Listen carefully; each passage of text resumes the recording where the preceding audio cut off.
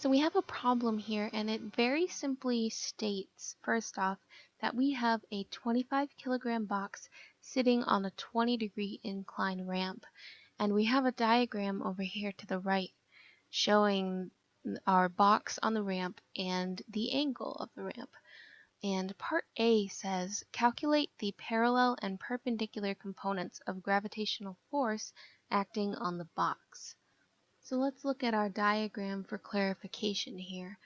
We know that gravitational force acting on any object will always point toward Earth. So this blue vector is gravitational force, or just F-grav. And what we want are its parallel and perpendicular components of gravity. So the parallel vector of the gravitational force will point along with the motion of the box as long as it is moving down the ramp.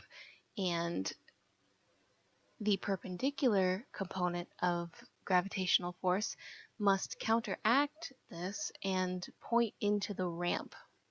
So we can better analyze this if we just redraw these vectors over here by themselves. So we have the gravitational force vector, and then in yellow we have the force parallel, the gravitational force parallel to the ramp, and then we have the force perpendicular to the ramp.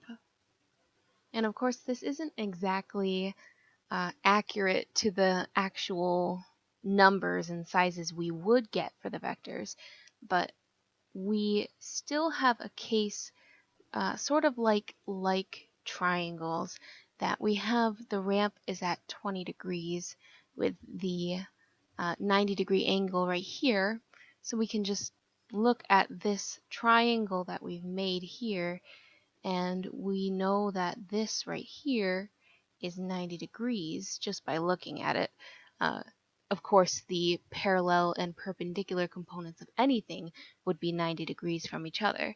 So just looking at this, we have to say that this here is our 20-degree angle, so that our gravitational force vector can be like the hypotenuse of our triangle. So then figuring out parallel force and perpendicular force is just a matter of basic trigonometry.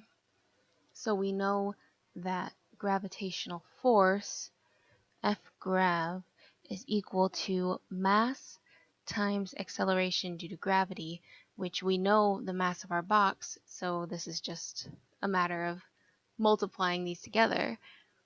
So if we first want to calculate the parallel component of gravity, then we just have to look at this and see that the parallel component is on the opposite side of the angle, and we have our hypotenuse here.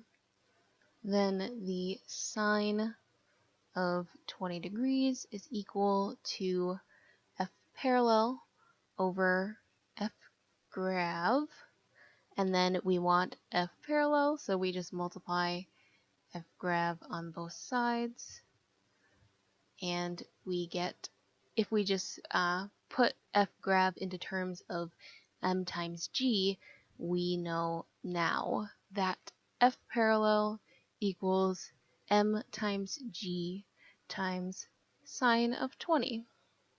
And now all we have to do from this point is to plug in these two variables.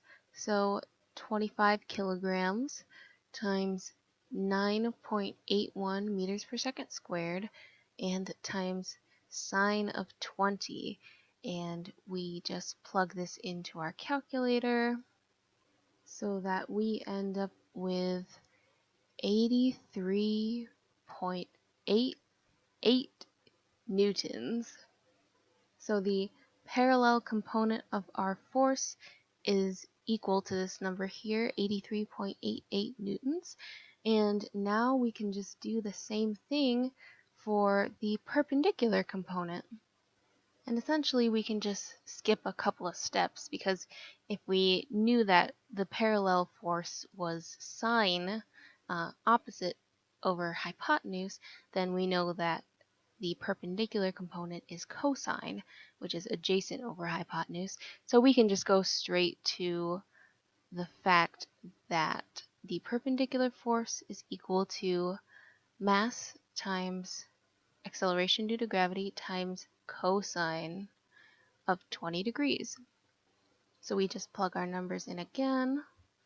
25 kilograms times 9.81 meters per second squared times cosine of 20, and we just calculate this out again to get 230.66 newtons.